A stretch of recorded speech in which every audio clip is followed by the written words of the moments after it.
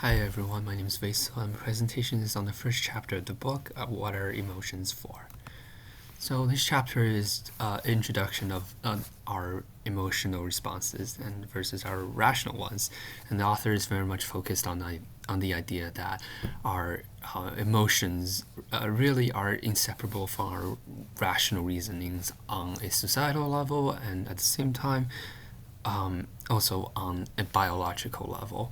So we begin with really two stories of when our emotions interact with reasoning to benefit and also to our downfall. So the first story is of Gary and Mary Jane Chauncey, two parents who died saving their child. So from a rational perspective, it is a story where two people sacrificed two lives to save one, and arguably that's something to the ill of reasonings, and where a scenario where the scale doesn't really balance it out. But at the same time, I think most would agree that this is really a story of love. However tragic it is, it's a story of a triumph of passion rather than the downfall of emotions. And well, arguably they're both at the same time, but I think most people would agree that the focus on emotions is much more preferable and more agreeable than the focus on rationality. And the second story is one where another child, Matilda, she was killed by her own father when she tried to surprise him at their house.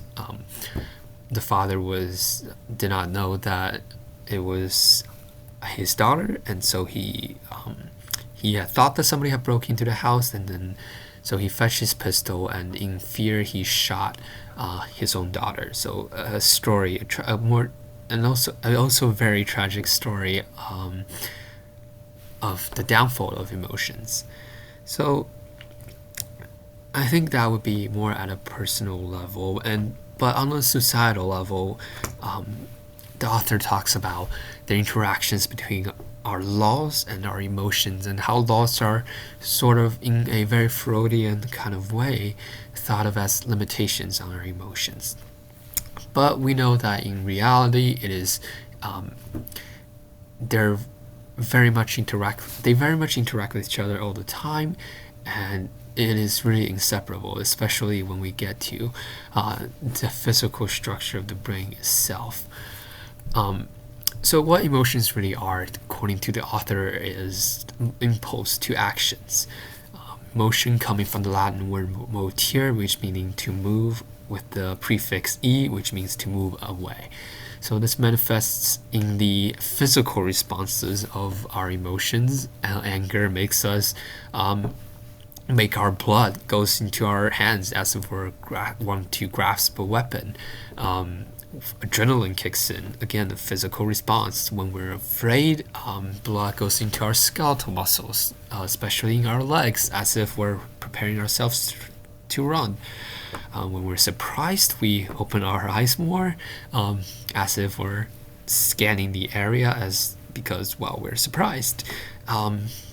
When we feel disgusted, we tend to pull up our upper lip and open up our nostrils more, or to better assess the situation, so to speak. So again, we see that there are physical actions taking place when we feel emotions, and the reason why it is so inseparable from our way of life is because it's a foundational level in the physical structure of our brain. So the author speaks of the evolution of our brain and how it is a growth upward from initially from just our brainstem, part of our brain that tells us how to breathe, how it tells our hearts to beat, essentially, and moving up to as time goes on, it develops into a limbic system where our emotions are from, and in the end we have the neocortex, where the the very much the upper layer of our brain that's on top of everything, and that's where our rational thinkings come from. So our emotions. The author is arguing that our emotions is again inseparable from our the idea of rational thinking, because, well, you can't have a fifth floor without a third floor. It's our emotions dictate our rationality, and in the case of at a societal level, in the case of laws, people follow and break and make laws based on emotions. And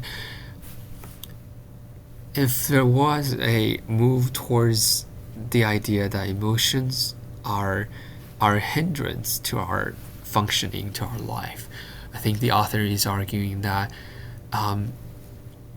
that's not the case, that emotions are really important, and in the end, that it is what drives rationality instead of the other way around.